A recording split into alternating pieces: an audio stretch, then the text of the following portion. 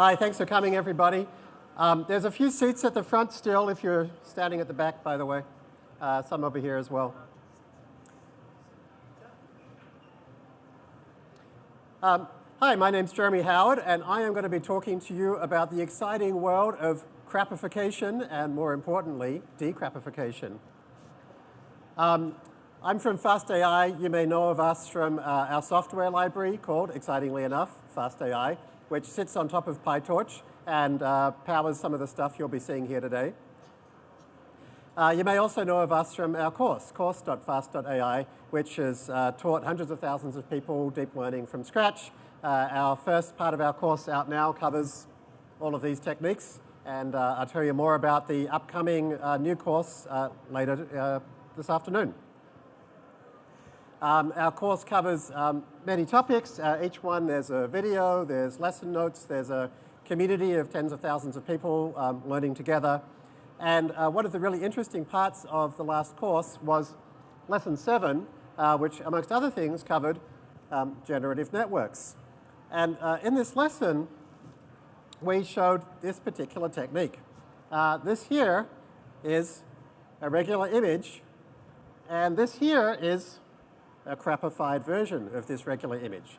And in this technique that we taught in lesson 7 of the course, we showed how you can generate this from this in some simple heuristic manner. So in this case, I downsampled the dog, I added JPEG artifacts, and I added some random obscuring text. So once you've done that, it's then a piece of cake to use PyTorch and FastAI to create a model that goes in the other direction. So you can go in this direction in a kind of deterministic heuristic manner, but to go from here to here is obviously harder because you have to like figure out what's actually being obscured here and what are the JPEG artifacts actually hiding and so forth. So that's why we need to use a deep learning neural network to do that process. So here's the cool thing. You can come up with any heuristic crappification function you like, which is a deterministic process, and then train a neural network to do the opposite, which allows you to do almost anything you can imagine in terms of generative imaging. So for example, in the course, we showed how that exact process, when you then apply it to this crappy JPEG low-resolution cat, turn it into this beautiful high-resolution image. So this process does not require giant clusters of computers and huge amounts of labeled data.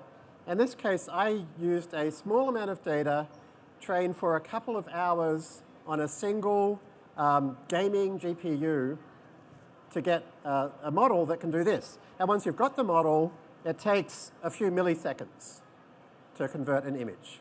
So it's fast, it's effective. And so when I saw this come out of this model, I was blown away. How many people here have heard of GANs, or generative adversarial networks?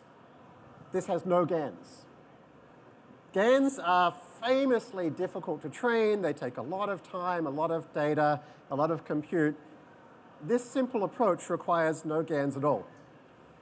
I was then amazed at about the time that I was building this lesson when I started seeing pictures like this online from something called Decrappify, which takes black and white images and converts them into full color images. These are actual historical black and white images I'm going to show you. So this was built by a guy called Jason, who you're about to hear from, who built this thing called Decrappify. And I reached out to him and I discovered he's actually a FastAI student himself. He had been working through the course and he had kind of independently invented some of these decrappification approaches that I'd been working on, but he'd kind of gone in a slightly different direction as well. And so we joined forces, and so now we can show you the results of the upcoming new version of Decrappify to be released today, which includes all of the stuff from the course I just described and a bunch of other stuff as well, and it can create amazing results like this. Like, check this out. Here is an old black and white historical photo where you can kind of see there's maybe some wallpaper and there's some kind of odd-looking lamp. And the deep learning neural network has figured out how to color in the plants and how to add all of the detail of the seat and maybe what the wallpaper actually looks like and so forth. It's like done an extraordinary job because this is what a deep learning network can do. It can actually use context and semantics and understanding of what are these images and what might they have looked like. Now, that is not to say it knows really what they look like. And sometimes you get really interesting situations like this. Here is the Golden Gate Bridge under construction in 1937, and it looks here like it might be white. And the model made it white. Now, the truth is, this might not be historically accurate, or it might be. We actually don't know, right? So actually, Jason did some research into this and discovered that at this time, apparently they had put some kind of red primer to see what it would look like, and it was a lead-based paint, and we don't know in the sunlight did it look like this or not. So historical accuracy is not something this gives us, and sometimes historical accuracy is something we can't even tell because there aren't color pictures of this thing, right? So it's an artistic process. It's not a historical reenactment process. But the results are amazing. Like, you look at like tiny little bits like this, and you zoom in, and you realize it actually knows how to like color in porcelain. It's extraordinary what a deep learning network can do from the simple process of crappification and decrappification. So in this case, the crappification was take a color image, make it black and white, randomly screw up the contrast, randomly screw up the brightness, then try and get it to undo it again, just using standard ImageNet images, and then apply it to classic black and white photos. So then, one of my colleagues at the Wicklow AA Medical Research Initiative, a guy named Fred Munro, said, we should go visit the Salk Institute, because at the Salk Institute they're doing amazing stuff with $1.5 million electron microscopes that create stuff like this. And these little dots are the things that your neurotransmitters flow through. And so there's a crazy guy named Uri at Salk who's sitting over there who's trying to use these things to build a picture of your whole brain. And this is not a particularly easy thing to do. And so they tried taking this technique and crappifying high-resolution microscopy images and then turning them back again into the original high-res and then applying it to this. This is what comes out. And so you're going to hear from both of these guys about the extraordinary results because they've gone way beyond even what I'm showing you here. But the basic approach is pretty simple. You can use Fuste I, built on top of PyTorch, to grab pretty much any data set with one line of code or 4 lines of code, depending on how you look at it, using our data blocks API, which is by far the most flexible system for getting data to deep learning of any library in the world. Then you can use our massive FastAI.vision library of transforms to very quickly create all kinds of augmentations, and this is where the crappification process can come in. You can add your JPEG artifacts or your black and white or rotate it or brightness or whatever. And then on top of that, you then can take that crappified picture and put it through a UNet. Who here has heard of a UNet before? So a UNet is a classic neural network architecture which takes a high input image, pulls out semantic features from it, and then upsizes it back again, generates some image. And UNets were incredibly powerful in the biomedical, bioimaging literature, and in medical imaging, they've changed the world. They're rapidly moving to other areas as well, but at the same time, lots of other techniques have appeared in the broader computer vision literature that never made their way back into UNets. So what we did in FastAI was we actually incorporated all of the state-of-the-art techniques from upsampling. There's something called pixel shuffle, removing checkerboard artifacts. There's something called learnable blur. For normalization, there's something called spectral norm. There's a thing called a self-attention layer. We put it all together. So in FastAI, if you say, give me a UNet learner, it does the whole thing for you. And you get back something that's actually not just a state-of-the-art network, but contains a bunch of stuff that have never been put together, even in the academic literature. And so the results of this are fantastic, but of course the first thing you need to do is to train a model. So with the Fuste I library, when you train a model, you say fit one cycle, and it uses, again, the best state-of-the-art mechanism for training models in the world, which it turns out is a very particular kind of learning rate annealing and a very particular kind of momentum annealing, something called one-cycle training from an amazing researcher named Leslie Smith. So you put all this stuff together, you need one more step, which is you need a loss function. And so the key thing here that allows us to get these great results without a GAN is that we've, again, stolen other stuff from the neural network literature, which is there's something called Graham loss that was used for generating artistic pictures. And we basically combine that with what's called feature loss together with some other cool techniques to create this really uniquely powerful loss function that we show in the course. So now we've got the Decrappify data, we've got the loss function, we've got the architecture, we've got the training schedule, and you put it all together and you get really beautiful results. And then if you want to, you can then add on at the very end a GAN. But we have a very cool way of doing GANs, which is we've actually figured out how to train a GAN on a pre-trained model. So you can do all the stuff you've just seen and then add a GAN just at the very end, and it takes like an hour or two of extra training.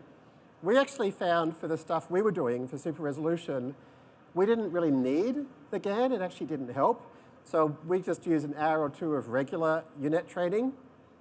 But what then Jason did was he said, okay, that's nice, but what if we went way, way, way, way, way further? And so I want to show you what Jason managed to build. Jason?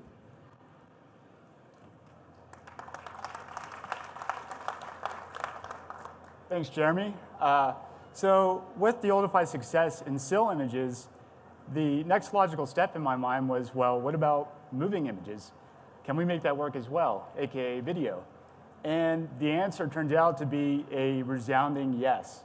So for the first time publicly, I'm going to show you what the Oldify video looks like.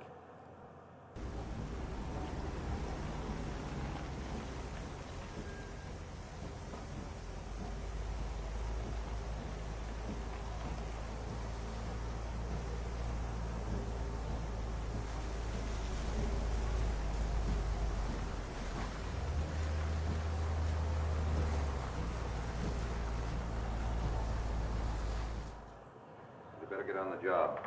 Some of the kids may be up this afternoon. Oh, Jack, we can get along without dragging those young kids up here. Oh, why don't you button up your lip? You're always squawking about something. You got more static than the radio.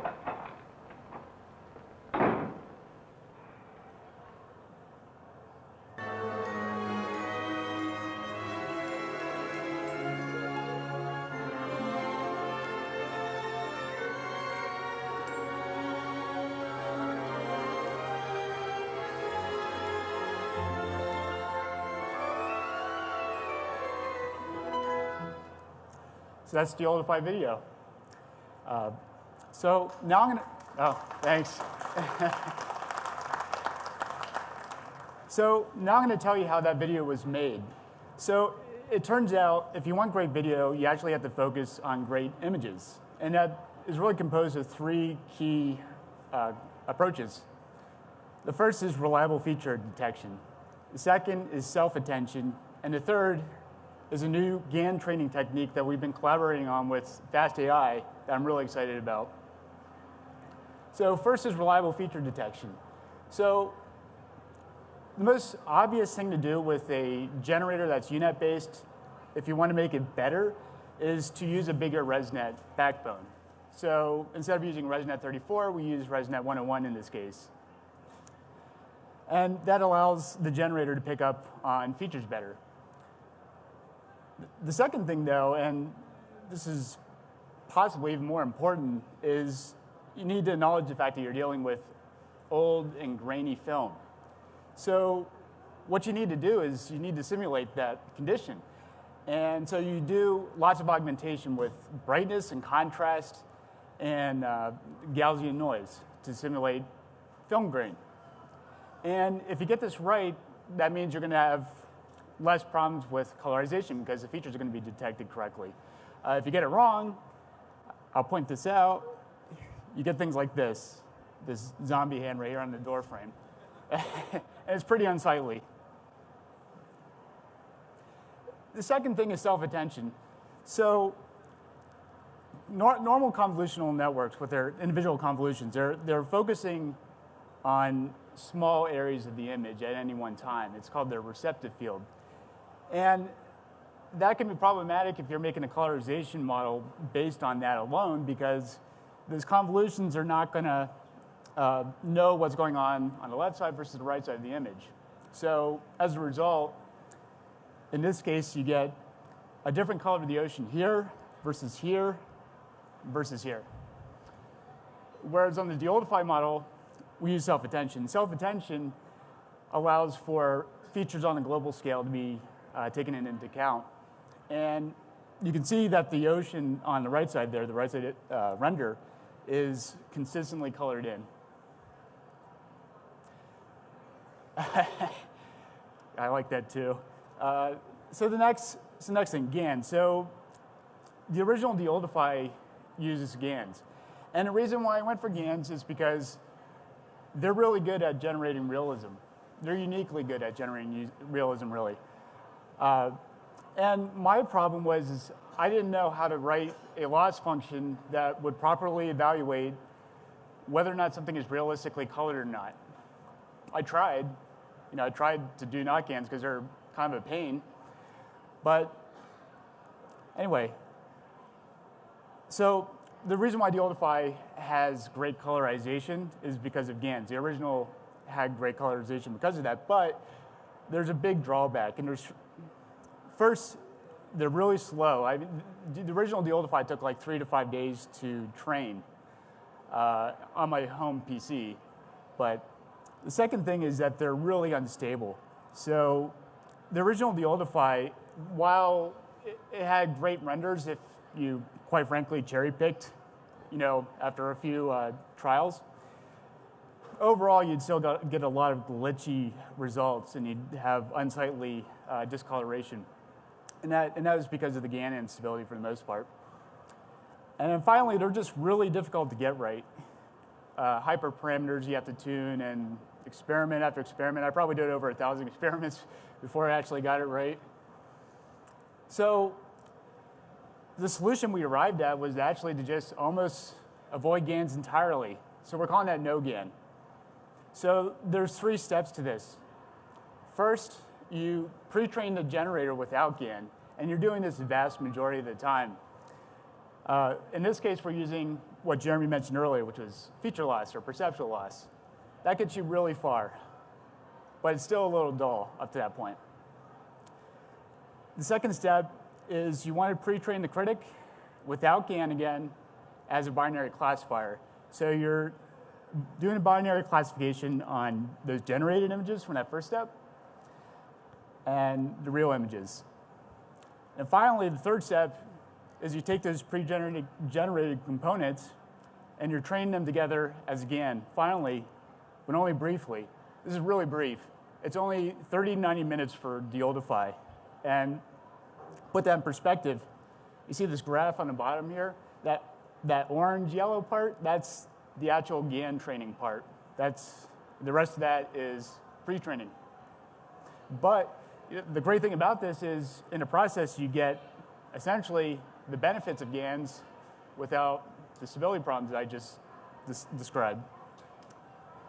So now I'm going to show you what this actually looks like, starting from a completed pre-generated generator and then running that through the GAN portion of no GAN. And I'm actually going to take you a little too far because I want you to see where it looks good and then where it gets a little too much GAN. So this is before GAN. This is where you pre-train it. It's a little dull at this point. Here you can already see colors being introduced. This is like minutes into training. Right here is actually where you want to stop. Now, it doesn't look too bad yet, but you're going to start seeing their orange skin, or their skin's going to turn orange, rather. Yeah, right here. So you don't want that. You might be surprised. So the stopping point of no GAN training at that GAN part is right in the middle of the training loss going down, which is kind of counterintuitive. And I got to be clear on this. We haven't put a paper out on this, so I don't know why that is, honestly. I think it might be because of stability issues. Well, the batch size I was using back there was only 5, which is kind of cool. I mean, it seems like no-GAN accommodates low batch size really nicely. It's really surprising it turns out as good as it does. But yeah, that's where I'm actually stopping it. So no-GAN really solved my problems here, and I think this illustrates it pretty clearly. So when we made video with the original Decrappify, it looked like this on the left. And you can see like their clothing is flashing red, and the guy's hand has got a fireball forming on it. It wasn't there in the original. Whereas on the right side, with the no-GAN training, you see all those problems just disappear. It's just so much cleaner. Now, you might be wondering if you can use no-GAN for anything else besides colorization. It's a fair question. And the answer is yes. We actually tried it for super resolution as well. So I just took Jeremy's lesson 7 lesson on this with the feature loss, which got it up to that point on the left. And I plopped no-GAN on the results and ran it for like 15 minutes and got those results on the right, which are, I think, noticeably sharper. There's a few more things to talk about here that I think are interesting. First is that super resolution result you saw on the previous slide. That was produced by using a pre-trained critic on colorization. So I just reused the critic that I used for colorization and fine-tuned it, which is a lot less effort, and it worked. So that's really useful. Second thing is there was absolutely no temporal modeling used for making these videos. It's just image to image. It's literally just what we do for normal photos. So I'm not changing the model at all in that respect. And then finally, this can all be done on a PC, a gaming PC, just like Jeremy was talking about. In my case, I was just running all this stuff on a 1080 Ti for any one run. So I hope you guys find no-GAN useful. We certainly did. It solved so many of the problems we had. And I'm really happy to announce to you guys that it's up on GitHub and you can try it out now, and there's Colab notebooks. So please enjoy. And next up is Dr. Manor. He's going to talk about his awesome work at Salk Institute.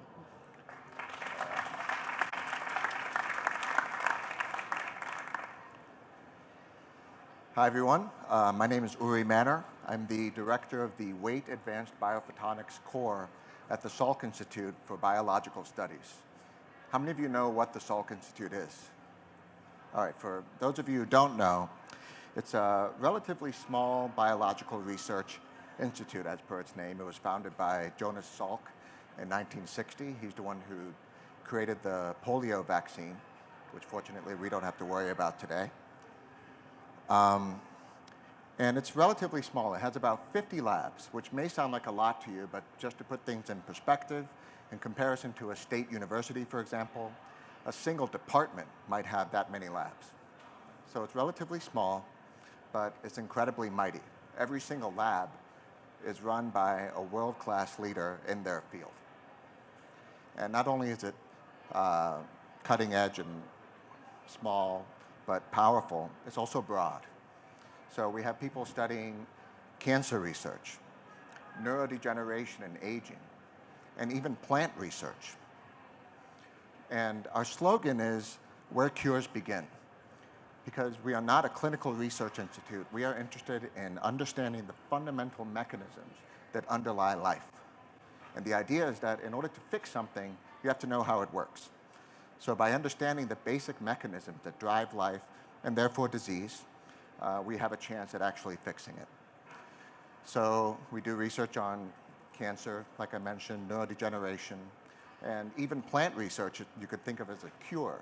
For example, my colleagues have calculated that if we could increase the carbon capture capabilities of all the plants on the planet by 20%, we could completely eradicate all of the carbon emissions of the human race.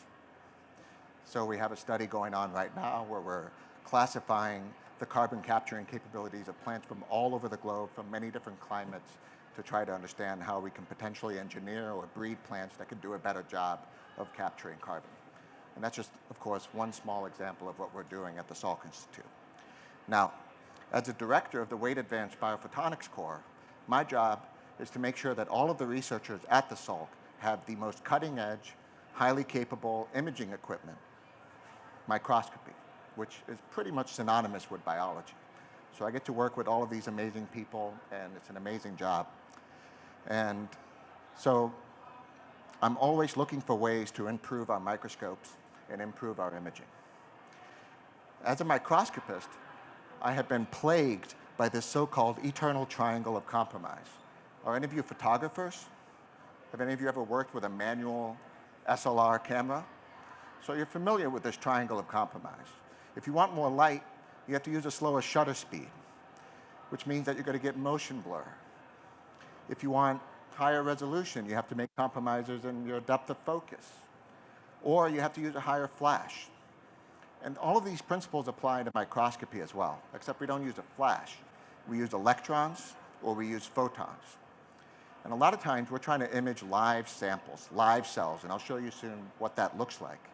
But you may be surprised, but our cells did not evolve to have lasers shining on them. So if you use too many photons, if you use too high of a laser power, too high of a flash, you're going to cook the cells. And we're trying to study biology, not culinary science. So we need to use fewer photons when we're trying to image normal physiological processes. If you're trying to image cells under stress, then maybe using more photons is a way to do that. And of course, we care about speed. We want to capture the dynamic changes.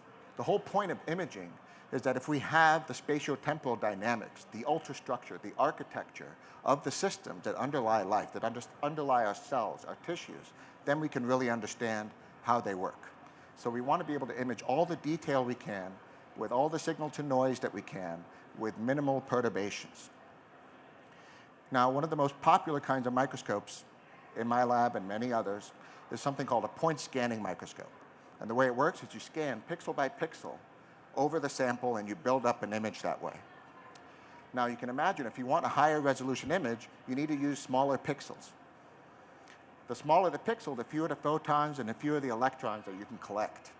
So it ends up being much slower and much more damaging to your sample. The higher the resolution, the more damage to your samples. All right. So here's a real-world example of what that might look like in terms of speed. This is an actual presynaptic bouton. And on the left, you can see what happens with a low-resolution scan. And on the right, you can see a high-resolution scan. You can see that on the left, we're refreshing much faster. On the right, we're refreshing much slower, but there's more detail in that image. This is a direct example or a demonstration of the trade-off between pixel size and speed. What you can't see here is this is a two-dimensional image. This is a 40-nanometer section of brain tissue. And what we really need, if we want to image the entire brain, which we do, we're actually trying to image every single synapse, every single connection in the entire brain. So we can build up a wiring diagram of how this works so that maybe we can even build more efficient GPUs. The brain is actually 50,000 times more efficient than a GPU.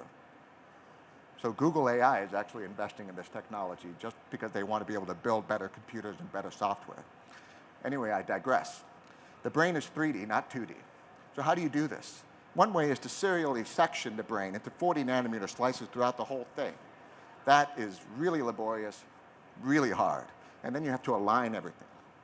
So what we did was we invested in a $1.5 million microscope that has a built-in knife that can image and cut automatically. And then we can go through the entire brain. And a lot of people around the world are using this type of technology for that exact purpose. It's not just brain. We could also go through a tumor. We can go through plant tissue. So that brings me to my next problem, sample damage. If we want that resolution, we have to use more electrons. And when you start using more electrons in our serial sectioning device, you start to melt the sample, and the knife can no longer cut it. Try cutting melted butter. You can't get clear sections, and everything starts to fall apart, or as Jeremy would say, it starts to fall to crap. Whereas on the right, with a lower pixel resolution, with lower dose, you can actually see that we can go and we can section through pretty well, but you can see the image is much grainier. We no longer have the level of detail that we really want to be able to map all of the fine structure of every single connection in the brain. But that is the state of connectomics research in the world today. Most people are imaging at that resolution. But that's not satisfying for me. So, in my other life, I'm a photographer. And actually, on Facebook, I follow Petapixel.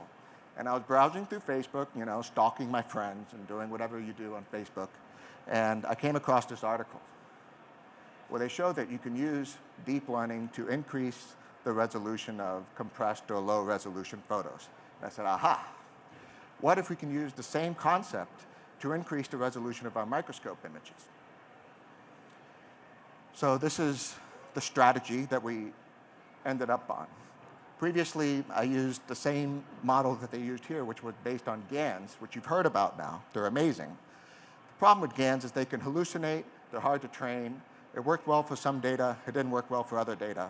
Then I was very lucky to meet Jeremy and Fred Monroe, and together we came up with a better strategy, which depends on what we call crappify. So we take our high resolution EM images, we crappify them, and then we run them through our dynamic res UNet, and then we tested it with actual high versus low resolution images that we took on our microscope to make sure that our model was fine-tuned to work the way we needed it to work. And the results are spectacular. So on the left, you can see a low resolution image. This is analogous to what we would be imaging when we're doing our 3D imaging. And as you can see, the vesicles, which are about 35 nanometers across, are barely detectable here. You can kind of tell where one might be here, but it's kind of hard to say. And in the middle, we have the output of our deep learning model. And you can see now we can clearly see the vesicles and we can quantify them. And on the right is a high resolution image. That's our ground truth. In my opinion, the model actually produces better looking data than the ground truth. And there's a couple reasons for that, which I'm not going to go into, but one reason is that our training data was acquired on a better microscope than our testing data. So now we can actually do that 3-view sectioning at the low resolution that we're stuck with because of sample damage, but we can reconstruct it and get high resolution data. And this applies, as it turns out, to labs around the world. This is data from another lab, from a different organism, different sample preparation, and it still works. And that's bonkers. Usually in microscopy and in a lot of cases in deep learning, if your training data is acquired in a certain way, and then your testing data is something completely different, it just doesn't work. But in our case, it works really well. So we're super happy with that. And what that means is that all the connectomics researchers in the world who have this low resolution data, exabytes of data, where they can't see the synaptic vesicles, the details that actually underlie learning and memory and fine-tuning of these connections, we can apply our model to their data, and we can rescue all of that information that they have to throw away for the sake of throughput or sample damage or whatever. The other thing I'll point out is because the data is so much cleaner, autoencoders, UNets, they intrinsically denoise data. So because the data is cleaner, we can now segment out so much easier than we ever could before. So in this segmentation, we've identified the ER, mitochondria, presynaptic vesicles, and it was easier than it ever was before. So not only do we have better data, we have better analysis of that data than we ever hoped to have before. Of course, even without GANs, you have to worry about hallucinations, false positives. So we randomized a bunch of low versus high resolution versus deep learning output, and we had 2 expert humans counting the synaptic vesicles that they saw in the images and then we compare it to the ground truth. And of course, the biggest thing is that you see a lot less false negatives. We're able to detect way more presynaptic vesicles than we could before. We've gone from 46% to 70%. That's awesome. Sorry, we've gone from 43% to 13%. That's huge, even better than I just said. But we also have a little bit of an increase in false positives. We've gone from 11% to 17%. I'm not actually sure all of those false positives are false. It's just that we have a limit in what our ground truth data can show. But the important thing is that the actual error between our ground truth data and our deep learning data is on the same order of magnitude, on the same level as the error between two humans looking at the ground truth data. And I can tell you that there is no software that can do better than humans right now for identifying presynaptic vesicles. So in other words, our deep learning output is as accurate as you can hope to get anyway, which means that we can and should be using it in the field right away. So I mentioned live imaging and culinary versus biological science. So here's a cancer cell, and we're imaging mitochondria that have been labeled with a fluorescent dye. And we're imaging it at maximum resolution. And what you can see is that the image is becoming darker and darker, which is a sign of something we call photobleaching. That's a big problem. You can also see that the mitochondria is swelling. They're getting stressed, they're getting angry. We want to study mitochondria when they're not stressed and angry. We want to know what's normally happening to the mitochondria. So this is a problem. We can't actually image for a long period of time with high spatiotemporal resolution. So we decided to see if we could apply the same method for live fluorescence imaging. So we undersample at the microscope, and then we use deep learning to restore the image. And as you can see, it works very, very well. So this methodology applies to electron microscopy for connectomics. It applies to cancer research for live cell imaging. It is a broad use approach that we're very excited about. So in conclusion, it works. And I think there's a lot of exciting things to look forward to. We didn't use the no-GANs approach. We didn't use some of the more advanced ResNet backbones. There is so much we can do even better than this. And that's just so exciting to me. And I just want to point out quickly that our AI is dependent on NI, natural intelligence. And this would not have happened at all without Jeremy, without Fred, and without Linjing Feng, who's our image analysis engineer at the Salk Institute. And I also want to point out that all of these biological studies are massive efforts that require a whole lot of people, a whole lot of equipment that contributed a lot to making this kind of stuff happen. So with that, I'll hand it back over to Jeremy, and thank you very much.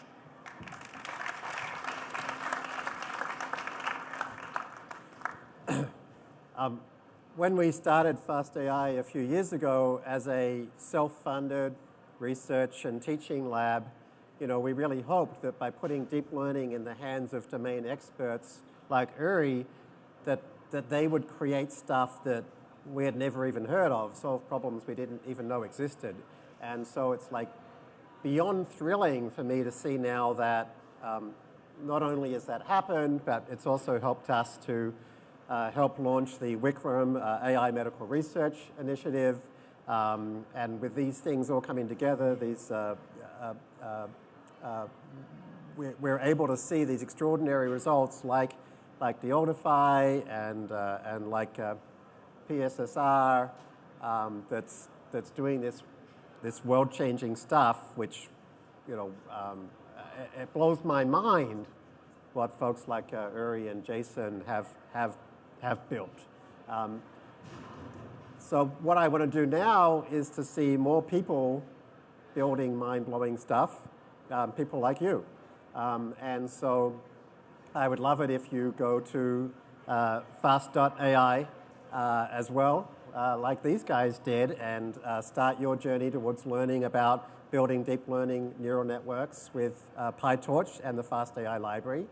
And if you like what you see, come back in June to the fast.ai website. We'll be launching this, which is Deep Learning from the Foundations. It's a new course which will teach you how to do everything from creating a high-quality matrix multiplication implementation from scratch all the way up to doing your own version of Deoldify.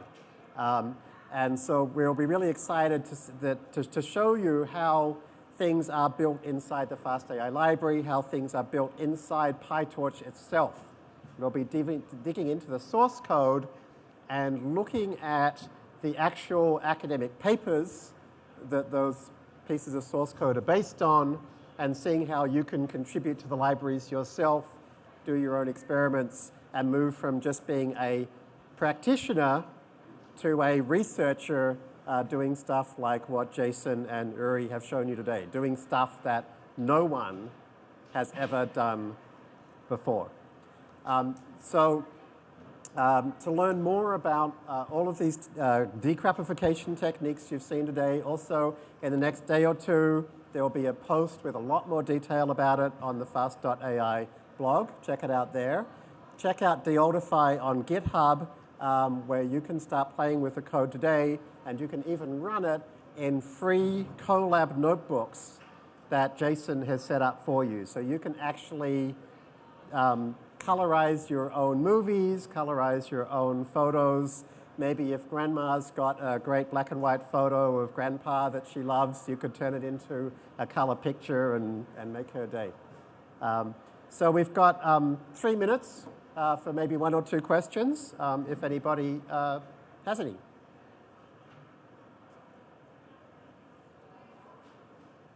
No questions? Okay. Oh, 1 question. Yes. So, yeah, it looks that it works very reliably. 1 second. Oh, okay, thank you. It looks like it works very reliably with the coloring. Of course, like there could be mistakes happening. And what about the ethical side of that, or changing history kind of a thing? And yeah, I mean, this is why we mentioned that- it's an artistic process. It's not a recreation. It's not a reenactment.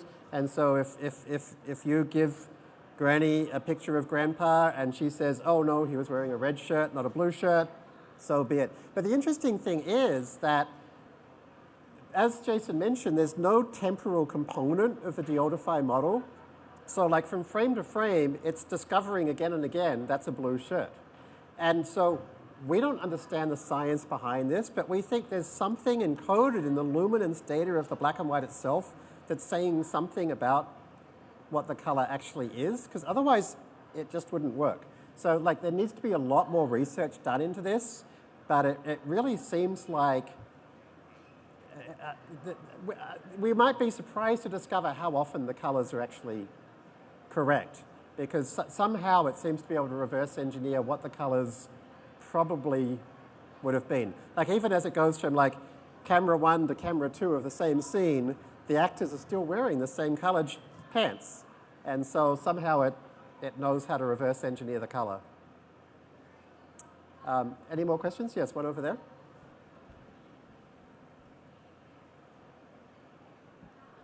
I find the super resolution images really interesting. So there was one that's showing with the cells and how we can make it more detailed with the details on the cell. So there was side by side with the ground truth data, and I'm seeing that the one that's created by the super resolution is actually it's interesting because obviously it's a lot better than the Decrappify version, but it's untrue on some levels in terms of the cell wall thickness compared to the ground truth. So my question is, given it's kind of AI is making it more detailed and making stuff up basically, how can we use that? Right. So that's why Uri and his team did this really fascinating process of actually checking it with humans. So as he said, that they actually decreased the error rate very significantly. So that's the main thing. But did you want to say more about that? I mean, I think you said basically what I would have said, which is that we tried to use real biological structures to quantify the error rate. And we used an example of a really small biological structure that you wouldn't be able to see in low, but you can see in high resolution. And we found that our error rates were within basically the gold standard of what we would be getting from our ground truth data anyway. And partly I'm not saying it's perfect. I think it will become better, especially working with Jeremy and but it's already usable. But partly this is coming out of algorithmically speaking, the loss function can actually encode what the domain expert cares about. So you pre-train a network that has a loss function where that feature loss actually only recognizes something is there if the domain expert said it was there. So there are things we can do to actually stop it from hallucinating things we care about. Thanks, everybody. Thanks very much.